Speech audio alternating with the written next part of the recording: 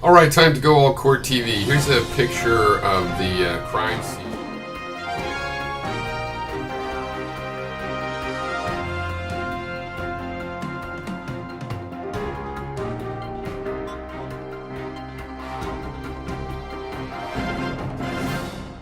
TV. Here's a picture of the crime scene. You can see where George's keys are. Upward in the picture is the direction to along that sidewalk. From the keys upward is where George's SUV is located, and to the left is the direction of Trayvon Martin's place of residence at the time. Now, if you look at where these things are found, you have the shell casing, you have George's flashlight, you have Trayvon's cell phone, you have the 9/11 bag, and you have George's keys. I don't know about the white Walmart bag. The first aid kit, I don't know if that's where George is supposed to have gone over, exactly how that got let there. I tried to look up the Walmart bag. That could have just been trash there as far as I know. But looking mostly at where George's keys are, keeping in mind that George had come from the upward direction. I don't know if this has been rotated. I don't want to call that north. And where the 7-Eleven bag is. Now, why do you drop your keys? I think one of the interesting things here is there's a witness that said she saw two men running, chasing each other. And then she said she wasn't sure. It could have been one man. She didn't have her contacts in. But I don't really recall George making a big deal of where the running comes in the story we've heard from George, but maybe I'm missing something. But where does the running, where George is still alive, so he must have known where how does the run, why don't we hear about the running? Now, some people have suggested, oh, George is walking back. You know, his attorney too is like, do you know that George was following? He could have been walking, but is it inconsistent with him walking back to his SUV?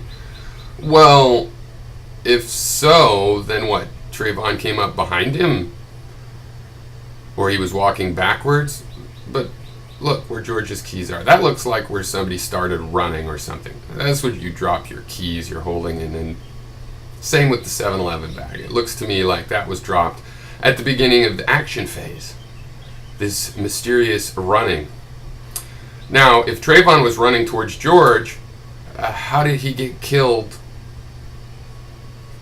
closer to Trayvon's house than the 7-Eleven bag? This looks a lot more like George starts running. You see the distance between, if George dropped his keys when Trayvon dropped the 7-Eleven bag, you see the distance between that? And see the distance between the 7-Eleven bag and where Trayvon was killed? Yeah, that's like the guy that starts running, makes some space, and then by the time the other guy gets running, they're already closer together.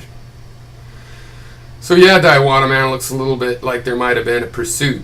Now, if Trayvon was chasing George, how is that physically possible? Did he teleport to behind George, run from the SUV direction, chase George over to the place of death, dropping the 7-Eleven bag only at the last minute?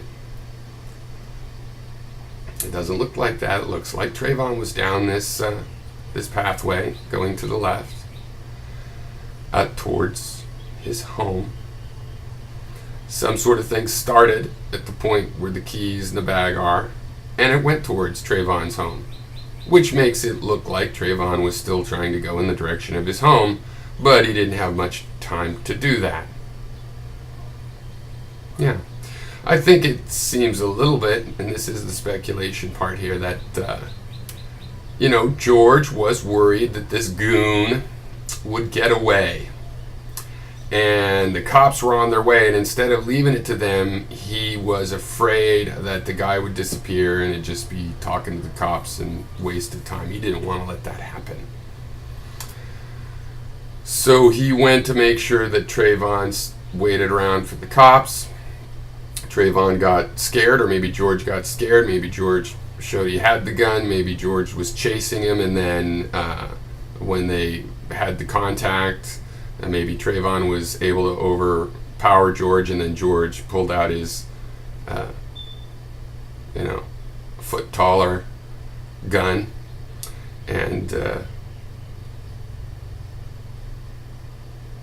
shot Trayvon.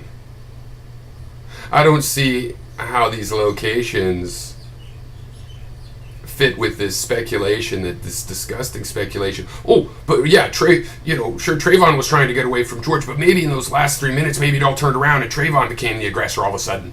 Really? Then why? Then George's keys should be where they are, and the dead body should be closer to George's SUV. That would have shown someone trying to get to the SUV, and it wouldn't likely have been Trayvon. But this case shows somebody trying to get to Trayvon's house. That would likely be Trayvon that was trying to go in that direction.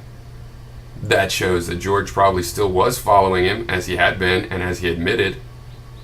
And that, yeah, even the technical definition of pursuit, because there was some running. And if George was being chased, I'd think he'd be closer to his SUV than his car keys. Given that he dropped them, and given that he was running, and given that there was a final confrontation. Final confrontation is in a direction showing this whole thing was going in the direction that Trayvon was going, which was home. George's direction was towards Trayvon.